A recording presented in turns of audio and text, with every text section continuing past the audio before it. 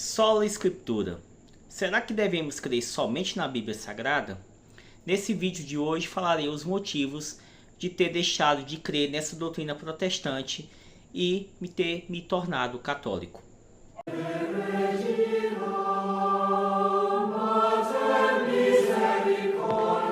Salve Maria Santíssima! Aqui é o professor Júnior gravando mais um vídeo. O tema de hoje é sobre a sola Escritura, ou somente a Bíblia Sagrada, como os protestantes gostam de dizer. O que seria a sola Escritura? Essa doutrina protestante, ela diz que apenas as Escrituras é a autoridade de fé, somente ela que pode ser autoridade de fé, somente a Bíblia Sagrada que pode definir toda a teologia cristã. Como eu já fui protestante, também tinha esse pensamento de que deveríamos crer somente nas Escrituras, ela apenas como única autoridade de fé.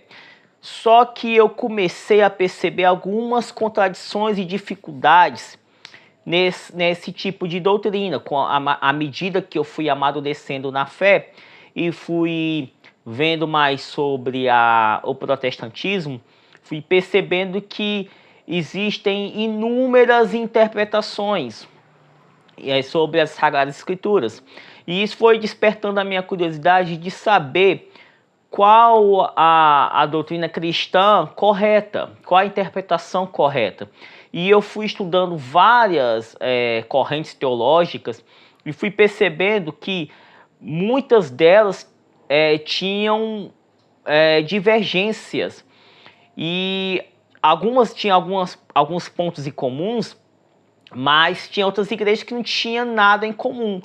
Se a gente comparar, por exemplo, uma igreja luterana com uma igreja universal, vocês vão ver que não tem nada em comum, desde o batismo, da liturgia, das vestes, da estrutura do culto, vai perceber que é muito diferente. Se vê numa igreja presbiteriana, vai ver que é muito diferente. E essas diferenças não é só apenas na estrutura do culto, mas na diferença do batismo, quanto umas defendem que o batismo só pode ser por imersão, mergulhando. Outras dizem que pode ser mergulhando ou por aspersão. Já tem outras que definem que o batismo só pode ser para aqueles que têm capacidade intelectual de crer. E já tem outros que dizem que pode batizar crianças, como os presbiterianos. Só que os presbiterianos não creem que o batismo salva, já os luteranos creem. Então havia uma divergência de interpretação, e isso é uma coisa que para mim não fazia sentido. Porque por que tantas interpretações? E eu fui percebendo que isso era um grande problema no protestantismo. E foi aí que começou a surgir algumas críticas sobre o protestantismo. Eu comecei a criticar algumas coisas, até conversava com um amigo que é pastor, e eu conversava muito sobre ele sobre essas questões. E ele falava, mas isso são pontos secundários. Só que não são pontos secundários. Batismo não é ponto secundário. Santa Ceia não é ponto secundário. Se fosse ponto secundário, na Bíblia Sagrada estaria escrito, gente, é ponto secundário, tá? Cada um faz o jeito que bem entender. Mas não, a gente vê a instrução, por exemplo, de São Paulo, na sua epístola aos Coríntios, que ele fala sobre como deve ser a Santa Ceia, como deve ser ministrada a Santa Ceia. Assim como o próprio Jesus dá a orientação sobre a Santa Ceia. Se fosse questão secundária, não falaria sobre o batismo. Então não é uma coisa secundária, não é uma questão secundária. Então essa divergência, essas variedades de interpretações, isso para mim era muito problemático. E esse é o grande calcanhar de Aquiles do protestantismo. Porque existem inúmeras interpretações das Escrituras e todos dizem assim, mas se você quer saber qual é a interpretação correta, é só pedir que o Espírito Santo testifique. Só que todos dizem que a sua doutrina foi testificada pelo Espírito Santo.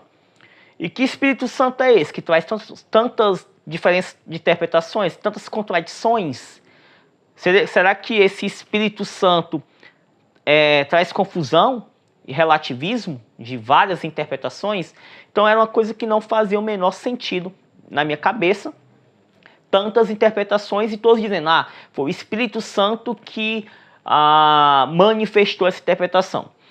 E no meio pentecostal, que não era o meu meio, mas que eu já cheguei a frequentar e tive amizade com muitas pessoas, era muito comum alguém dizer que recebeu uma revelação para fundar uma nova igreja. Algo que não fazia o menor sentido para mim. Como assim fundar uma nova igreja? Uma divisão, já que uma igreja, para ser fundada, precisava ser enviado por outra igreja. Então eram coisas que não se encaixavam para mim.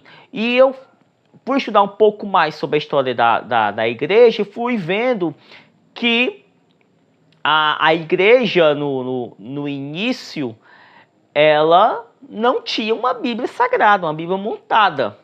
Então, na minha cabeça, antes, a igreja já tinha um cânon definido, tipo, na minha cabeça os apóstolos já tinham definido, olha, creem nisso aqui, ó, só no que a gente escreveu.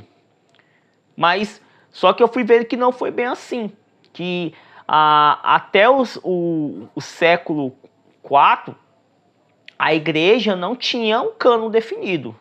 Existiam inúmeros escritos, inúmeras epístolas, existia muitos livros que diziam ser dos apóstolos, mas que não eram, e foi a igreja que disse, olha, temos que crer nisso aqui. E justamente por quê? Porque estavam surgindo muitas heresias, principalmente ali com os gnósticos, então havia necessidade da criação do cânon, assim como um herege Marcião que tentou montar seu próprio cânon, que era um cânon totalmente diferente. Se eu não me engano, só tinha as epístolas de Paulo e algum evangelho. Não vou agora saber mencionar com propriedade, depois eu gravo um vídeo falando um pouco mais sobre isso. Mas a igreja se preocupou em preservar as escrituras, aquilo que deveríamos crer de verdade, e ela decidiu, evidente, com a iluminação do Espírito Santo, qual eram os livros que nós deveríamos crer. Então, um dos problemas da sola escritura é porque ela ignora a autoridade da tradição, ela ignora a importância da tradição cristã. Porque os primeiros cristãos, eles viviam antes da Bíblia ser compilada. Eles seguiam a tradição oral e o magistério da igreja. Então a Bíblia não existia como ela existe hoje. Até séculos depois da morte de Cristo, não havia uma Bíblia montada. Muitos irmãos separados falam somente as Escrituras como se ela tivesse caído do céu, como diz até, parafraseando o padre Paulo Ricardo, como se tivesse caído do céu com capa, zíper e tudo. Como se Jesus tivesse deixado uma Bíblia Sagrada. Quando Jesus deixou a sua igreja, o magistério da igreja. Justamente esse magistério que até hoje, né, conduz a igreja, direciona a igreja. Então, esse é um grande problema do protestantismo, é ignorar a tradição cristã. E outra coisa muito interessante na sola escritura dos protestantes é que a Bíblia em nenhum momento diz que nós devemos crer somente nela. Não existe nenhum versículo que diga somente as escrituras, somente crer no que está escrito. Em nenhum momento. Muitos protestantes gostam de utilizar a 2 Timóteo 3, 16 e 17, que diz: toda a escritura é inspirada por Deus e útil para o ensino, para a repreensão, para a correção, para a educação na justiça, sendo que esse versículo não está dizendo somente, está dizendo que toda a escritura ela é inspirada por Deus. E nós católicos cremos sim que a Bíblia é inspirada por Deus, que toda ela é inspirada por Deus, inclusive os livros deuterocanônicos que os protestantes retiraram. Então nós cremos que ela é inspirada por Deus. Mas a Bíblia não é somente ela a autoridade. Porque a gente pode ver, por exemplo, em 2 Tessalonicenses 2,15, que os apóstolos instruíram os cristãos a seguir a tradição além das Escrituras. Em 2 Timóteo 2,15. Então, já os apóstolos ensinavam que a tradição oral tem a sua importância. Não é só a tradição escrita, mas diz crer tanto na tradição oral como na tradição escrita. Um problema também seríssimo do protestantismo é a livre interpretação. E essa questão de livre interpretação é algo muito problemático, porque se cada um é livre para interpretar as escrituras, lógico que vai haver uma divergência de interpretação. Além do mais, falando do nosso país, que boa parte da população tem uma baixa escolaridade e muita dificuldade de interpretar um mísero texto, é só a gente olhar em redes sociais, quando tem gente que não consegue interpretar um texto. A pessoa escreve uma coisa e as pessoas interpretam uma coisa totalmente diferente com o que foi escrito. A gente vê muito isso em rede social, pessoas comentando sobre algo que o autor não quis dizer aquilo, e as pessoas interpretam daquela forma.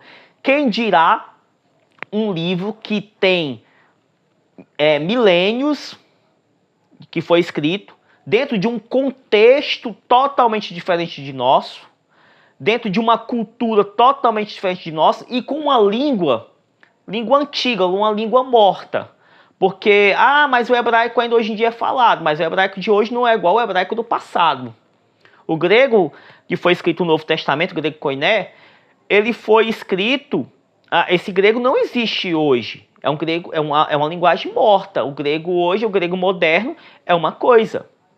Até o nosso idioma português atual não é igual ao português que chegou aqui no ano de 1500. Então a língua, ela é dinâmica, ela sofre mudanças com o tempo. Ela pega expressões de outra língua emprestadas, a língua vai desenvolvendo, tem palavras que caem em desuso, que deixam de existir, outras palavras surgem. A língua ela é dinâmica, a língua todo momento ela está passando por mudanças. Então, a pessoa achar que pode interpretar as escrituras corretamente, pegando uma tradução, que toda tradução perde significado. A palavra mais simples que seja, ela vai perder significado. Então, pegar as escrituras sem conhecer o contexto, sem conhecer a história, sem conhecer para quem foi escrito aquilo, qual o objetivo dessa escritura, e sem conhecer a tradição oral, lógico que você vai ter interpretações divergentes. Lógico que vai ter gente que vai interpretar a Bíblia Sagrada crendo que, negando a Trindade, ou outros que dividem a natureza de Cristo, dizendo que Cristo é só Deus, que eu já vi protestante dizendo, Jesus não era homem, era só Deus, também com a tentativa de negar o dogma da mãe de Deus. Ou que Jesus é metade Deus, metade homem, que foram questões já resolvidas no início da história da igreja, assim como interpretações sobre o batismo equivocadas, como por exemplo tem igrejas que diz que tem que batizar só no nome de Jesus e que o batismo em nome da Trindade é errado. Já tem igreja, por exemplo, um presbiteriano, se ele for para uma igreja batista, se ele foi batizado criança, na igreja batista ele vai ter que ser batizado de novo por imersão. Mesmo que na igreja presbiteriana ele tenha sido batizado como adulto, mas ele não foi batizado por imersão. Então lá na igreja batista ele vai ter que ser batizado por imersão. Aquele batismo para os batistas não tem validade. Para um luterano, se você não crê na Eucaristia, você não pode comungar, mesmo que você seja protestante. Então, essa divergências de interpretações é fruto da negação da tradição cristã. Porque a tradição cristã, os padres apostólicos já definiram desde o início da igreja aquilo que os cristãos deveriam crer, justamente para manter a unidade da igreja. Hoje o cristianismo está fragmentado em inúmeras igrejas. É evidente que essa fragmentação é fruto do protestantismo. Inclusive muitas seitas que não podem ser mais nem chamadas de cristãs, elas saíram do protestantismo, como por exemplo os Testemunhos de Jeová, como o mormonismo, como o neopentecostalismo, como o adventismo, que muitas protestantes, até por ignorância, acham até que eles têm uma corrente saudável na teologia, sendo que existem inúmeras heresias, como a mortalidade da alma e outras profetadas de Ellen White. Então, a sola escritura, ela realmente é muito problemática. Então, quando eu comecei a estudar a história da igreja, eu descobri a autoridade da igreja. Então, foi aí que eu comecei a entender o papel da igreja e percebi que Jesus não deixou apenas um livro, mas deixou a igreja como autoridade para guiar e interpretar as escrituras. E a igreja católica, desde os primórdios, preservou as escrituras e a tradição, mantendo a unidade da fé. Como a gente pode ver, conforme lá Mateus 16, 18, 19, quando Jesus deixa o seu magistério e fala que sobre São Pedro edificaria a sua igreja. Então, eu fui vendo que a tradição e o magistério têm a importância imensa para os cristãos. E negar a importância da tradição e do magistério realmente faz com que interpretações equivocadas surjam. Muitas das interpretações que protestantes têm, argumentos que eles utilizam, já foram refutados no início da história da igreja. Então, sem a autoridade da igreja, realmente vai trazer inúmeras interpretações equivocadas. Então, realmente, conhecendo a história da igreja, a história da Bíblia Sagrada, e conhecendo a importância da tradição, do magistério, foi que eu fui vendo que essa doutrina da sola escritura, ela é totalmente equivocada. Até porque a igreja, conforme 1 Timóteo 3,15, ela é coluna e sustentáculo da verdade. É a igreja que define, é a igreja que é responsável em definir a ortodoxia da fé cristã, é a igreja que é responsável em levar as pessoas até a verdade. A igreja é o caminho seguro de entender, de seguir a Jesus Cristo, porque Jesus deixou a sua igreja, e a igreja de Jesus Cristo é a igreja católica. E quando eu falo católica, eu não estou falando de instituição com CNPJ. A igreja católica não é uma denominação, como muitos gostam de dizer. A igreja católica não é uma denominação. A igreja católica é a instituição deixada pelo próprio Senhor Jesus Cristo. E católico significa universal. E universal porque ela está em todos os lugares, em todas as nações. E universal porque ela tem uma única doutrina, uma só fé, um só batismo, conforme diz lá em Efésios 4:4. Que Deus abençoe a todos. Salve Maria Santíssima. Viva Cristo Rei.